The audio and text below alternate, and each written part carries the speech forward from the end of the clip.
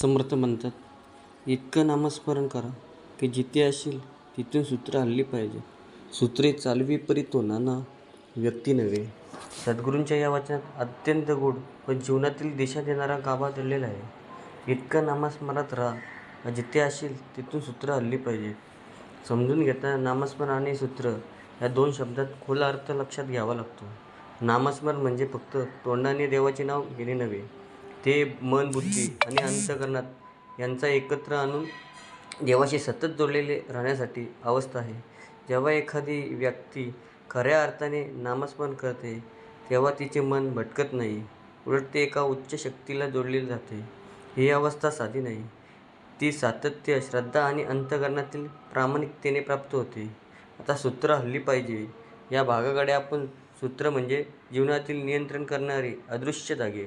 जसे एखादी कठपुतली तिच्या सूत्रधाराच्या हातातील दोऱ्यांवर चालते, तसेच आपल्या जीवनातील एकही देवी शक्ती अधीन असावी असा येथे संकेत आहे. पण ही अधीनता बळजबरीची नसून प्रेमाने, श्रद्धेने आणि समर्पणाने असली पाहिजे.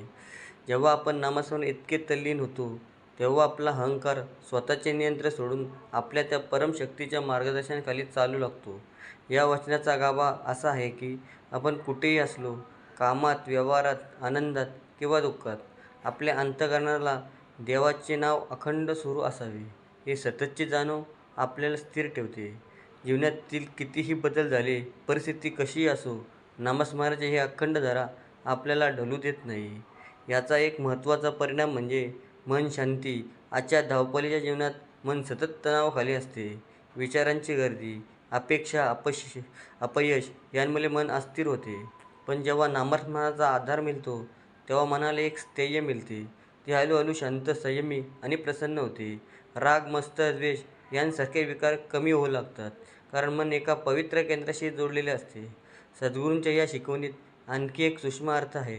जेथे असशील तेथून याचा असा अर्थ की नामस्मरणासाठी विशेष वेळ, जागा किंवा परिस्थितीची गरज नाही. आपण कुठेही असलो, कोणतेही काम करत असलो तरी मनाने देवाशी जोडलेला राहता येते. हीच खरी साधना आहे. मंदिरात जाऊन काही वेळ जप करणे सोपे आहे, पण रोजच्या जीवनात, व्यवहारात, कामाच्या गडबडीत नामस्मरण टिकवणे ही खरी कसोटी आहे. जेव्हा ही अवस्था प्राप्त होते तेव्हा सूत्र हलणे म्हणजे जीवनातील प्रत्येक गोष्ट योग्य दिशेने घडू लागते. आपले निर्णय अधिक योग्य होतात, आपली कृती अधिक सलग होते आणि आपण नकळत योग्य मार्गावर चालू लागतो. असे वाटते की कोणीतरी अदृश्य शक्ती आपल्याला मार्गदर्शन करत आहे. हीच सद्गुरूंची कृपा आणि नामस्मरणाची शक्ती आहे. तसेच या वचनातून समर्पणाचा संदेश मिळतो. माणूस अनेकदा स्वतःच्या बुद्धीवर, शक्तीवर अवलंबून राहतो, पण त्यात मर्यादा आहेत. जेव्हा आपण नामस्मरणाच्या माध्यमातून त्या परमशक्तीला शरण जातो तेव्हा या जीवनातील भार हलका होतो.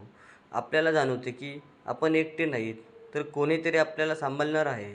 शेवटी सद्गुरूंच्या या वचनाचा सार असा आहे की नामस्मरण हे केवळ धार्मिक कृती नाही, तर ते जीवनातील जगण्याची एक पद्धत आहे. इतके नामस्मरणात रमावे, संपूर्ण जीवन त्या नामाच्या अधीन व्हावे. मग आपण कुठेही असलो तरी आपल्या जीवनाची सूत्रे त्या देवी शक्तीच्या हातात राहतात आणि आपण योग्य मार्गाने पुढे जात राहतो. जय जय रघुवीर समर्थ.